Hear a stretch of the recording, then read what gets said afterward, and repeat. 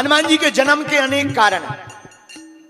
एक कारण यह है, हनुमान जी का जन्म राम जी के जो खीर थी उसी खीर से हनुमान जी का भी जन्म हुआ।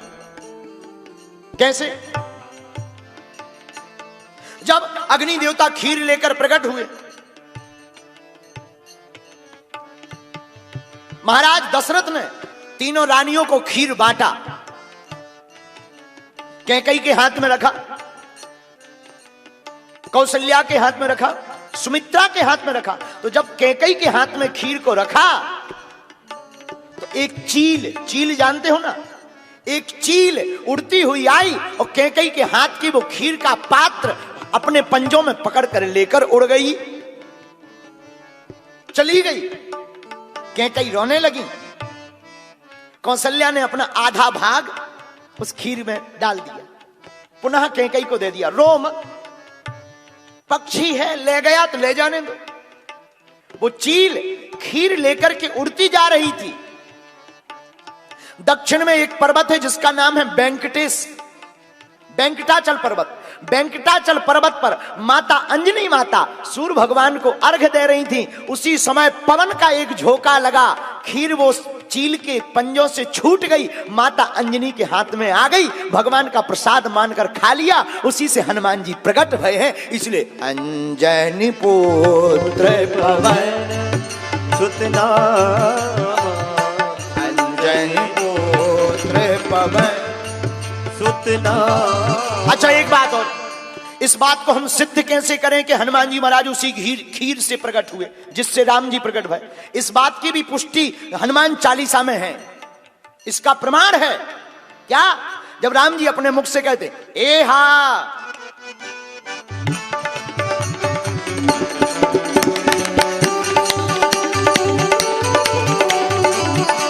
क्या कह रहे हैं राम जी हनुमान जी से?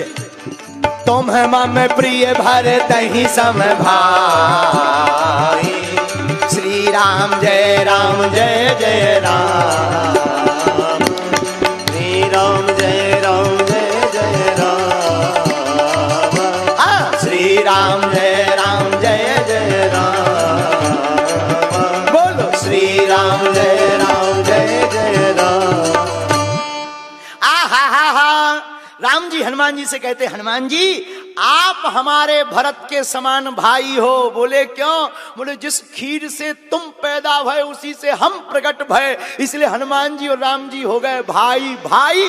अब क्या करेगा कसाई, सबकी बढ़ जाएगी ठटरी। माता अंजना का परिचय तो हो गया।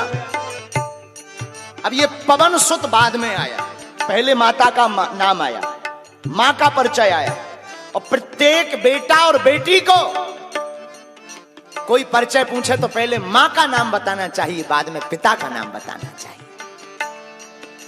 क्योंकि मां का ऋण कभी चुकाया नहीं जाता। यहां पर संत बैठे हैं, शंकराचार्य जो होते हैं सन्यासी, उनको महाराज जी दंड लेने का अधिकार है। जो दंड लेने वाले सन्यासी होते हैं वो किसी को भी प्रणाम नहीं करते, नियम है। लेकिन शास्त्र कहता है कि अगर सन्यासी की या शंकराचार्य जी की मां आ जाए, पिता आ जाए, तो पिता को प्रणाम नहीं करना चाहिए, ना भी करो तो चलेगा। लेकिन अगर मां आ जाए तो दंड को बगल में रख करके साष्टांग दंडवत लेट कर प्रणाम करना चाहिए। ये महिमा है मां की। मां की महिमा का क्या कहना।